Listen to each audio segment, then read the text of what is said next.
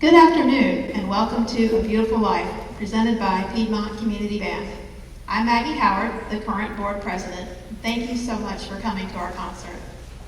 Today we'll hear some great music that celebrates life, from special occasions to the simple joys you find every day. We would like to dedicate this concert to several important people that the band lost over the summer. Linda Mundy White, Dr. Larry Marks, and Sandy Wismont. You'll hear more about these special people during the concert. We've left an empty seat for Linda in the flute section and one for Sandy in the clarinet section to remember their contributions to our ensemble. Thank you again for being here, and we hope you enjoy the show.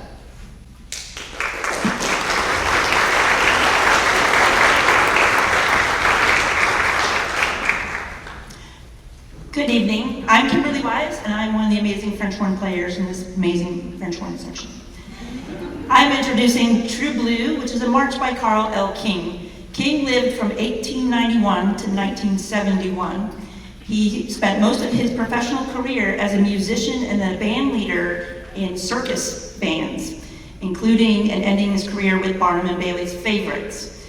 He composed 291 works. 185 of those were marches. And often you will hear the low brass section featured because he was a cornet, which is a type of trumpet, but then turned into a baritone player. His most famous composition was, of course, Barnum and Bailey's Favorites March. Today we will feature his True Blue March, which is actually celebrating its 100th anniversary of publication. True Blue March. And welcome to the stage, our fearless conductor, Mr. Colin Whiteley.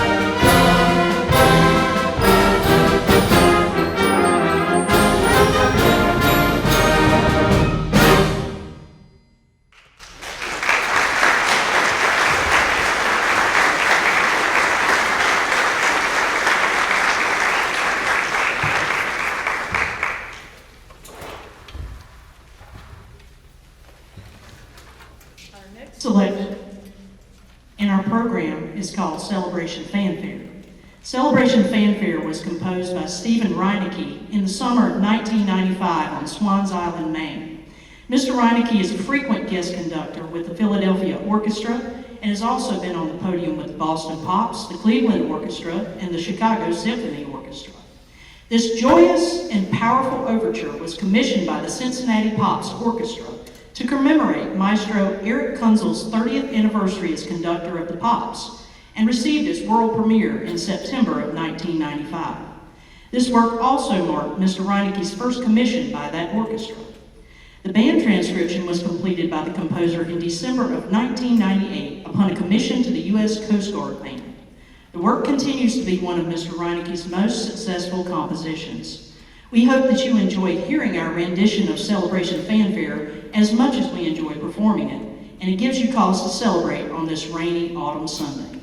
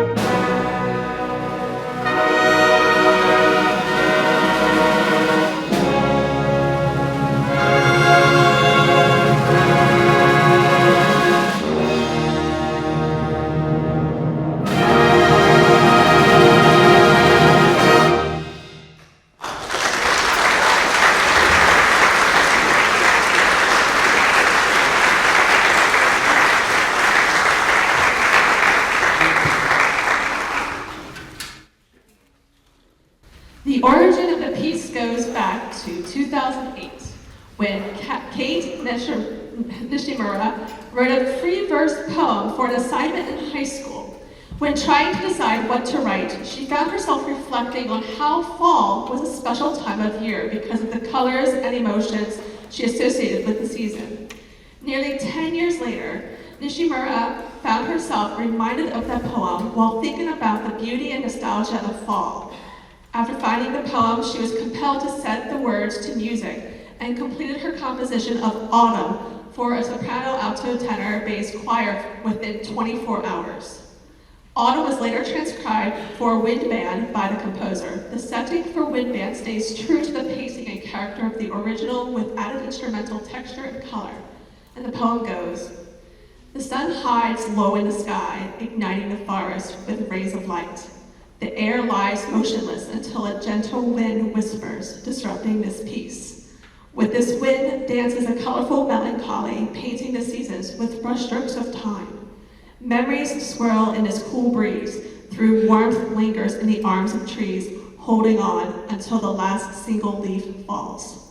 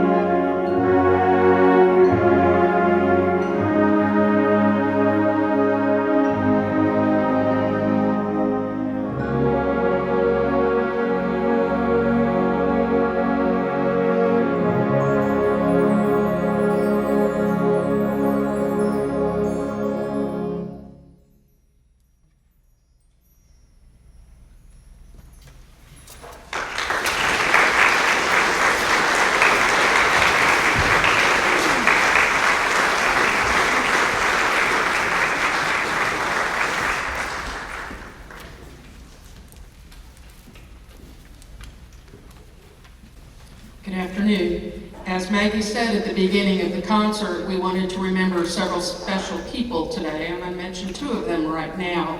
The empty chair behind me is for Sandy Wisnett, clarinet player. She didn't play with us very long. If you go back and look at the scrapbooks, you'll see that she's in the program in fall of 2008. She passed away in September, and I love the way her obituary reads. She lived a life marked by strength, independence, and unwavering loyalty to those she loved. She wore many hats in her lifetime: nurse, educator, church volunteer, PTO leader, and above all, mom and nana. She was the kind of woman who stood her ground, gave selflessly, and lived her faith out loud. Her wisdom, humor, and fierce love will remain in our lives of all who knew her. So she played with us in our 2008 season. The band started in 2002, and we're now in 2025, so there are a number of people that don't know her, but we still wanted to remember her. Another person that we wanted to mention today is Dr. Larry Marks. He directed the band from 2013 to 2015. He came from UNC Charlotte, where he was a faculty member, serving as director of bands, professor of conducting, instructor of courses in music education, supervisor of student teachers. He was also,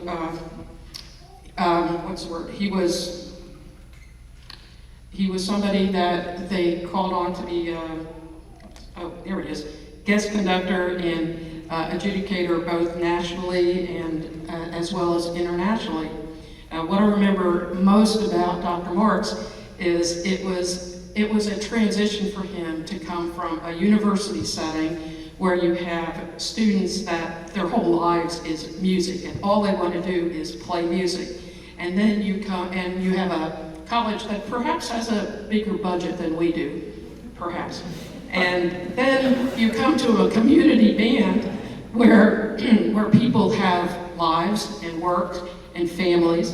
And, like our friend Sandy, she could only play with us for a little while because family responsibilities, she needed to be there with her children and things that they were doing.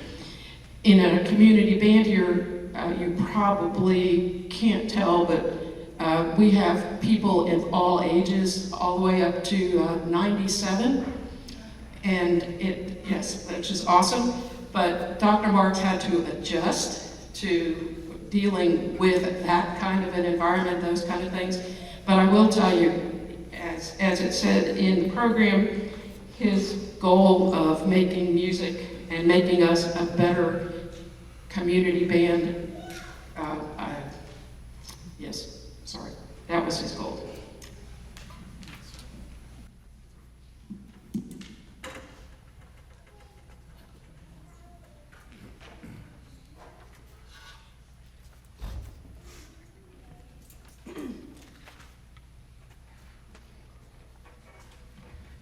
Next up, we bring you a selection that many music students, music teachers, and musicians have experienced at some point in their musical journey. Composed in 1912 as the fifth in 10 communion hymns by Pavel Chesnokov, Salvation is Created was originally composed as a Russian Orthodox choral hymn based on a Kievan chant and Psalm 7.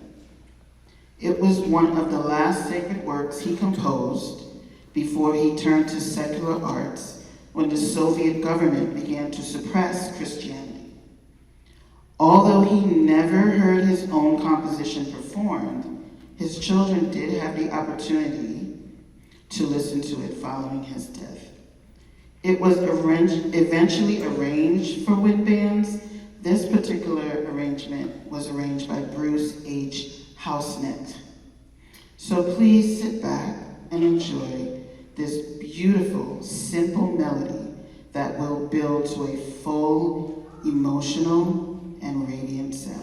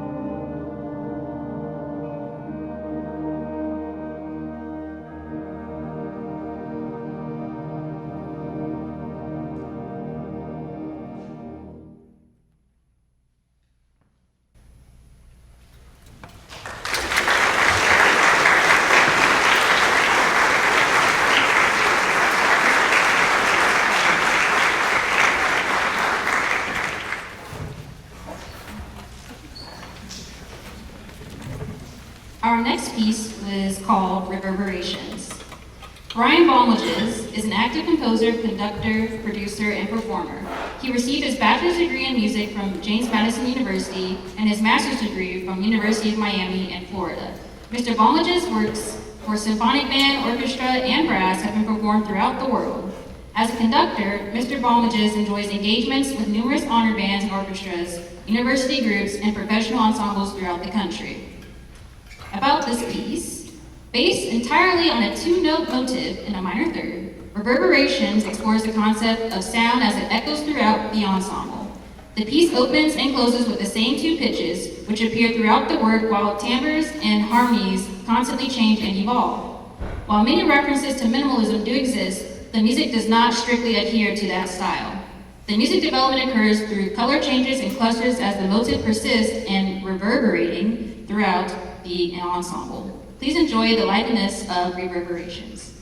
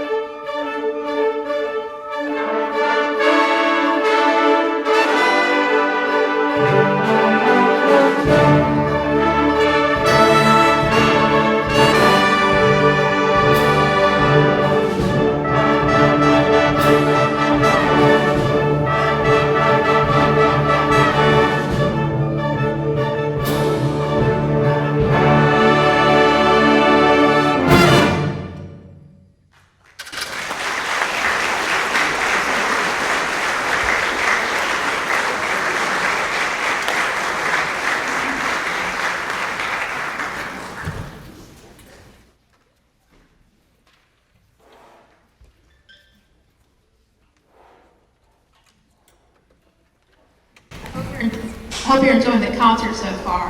While our players take a little break from playing, I wanted to thank you so much for your generous support of this band.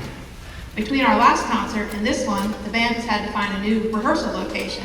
We want to thank He's Alive Church in Kannapolis for their wonderful hospitality and for welcoming our band to rehearse on their campus. The members of this ensemble have worked hard to prepare this concert for your enjoyment. We like to offer these concerts for free to allow anyone to attend. But events like this are not possible without support from music lovers like you. And like everything else, our costs to operate have increased over the last year. A donation basket is located on the table outside of the entrance to the auditorium. There's also a QR code on the back page of your program for online giving. If you are able, we would greatly appreciate your financial support. And as a reminder, we are a 501c3 charitable organization, so your donations are tax deductible. And I'll introduce our next piece, is One Life Beautiful, composed by Julie Ann Giroux. This piece was commissioned by the family of Heather Kramer Rowe, whose life was tragically ended by an impaired driver while out cycling in 2009. Heather was only 42 and left behind a husband and 4 children, aged 7, 5, 4, and 3. This piece celebrates her life that was beautifully lived and also reminds us that having only one life is what makes life so sacred, tragic, and so very precious. We wanted to dedicate this piece to Linda Mundy White, who played the flute with this band for many years. Linda was born in Cabarrus County, but lived in Washington, D.C. and Taipei, Taiwan, where she graduated from the Taipei American High School, before eventually returning to Cabarrus County. Linda started playing flute at 5 years old, which led to a lifetime love of music that included performing, teaching, and mentoring. After joining the Piedmont Community Band, Linda served on the board and was our official scrapbooker. She will be remembered most for her welcoming spirit, always making new members feel included, and her dry, quick sense of humor. When we first pulled this piece for rehearsal, I saw that the flute solo was previously played by Linda, so I knew we had to play this song for her. I hope you enjoy One Life Beautiful.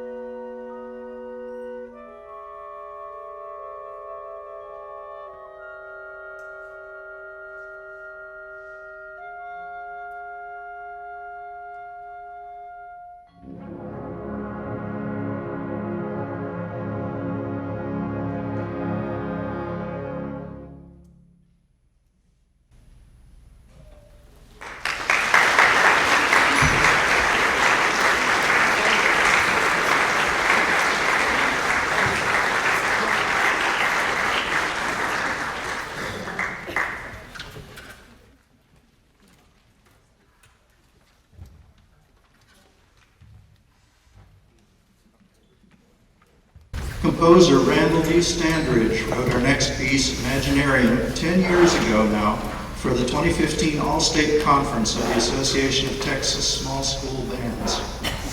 The piece comprises 4 sections that are inspired by the creative process.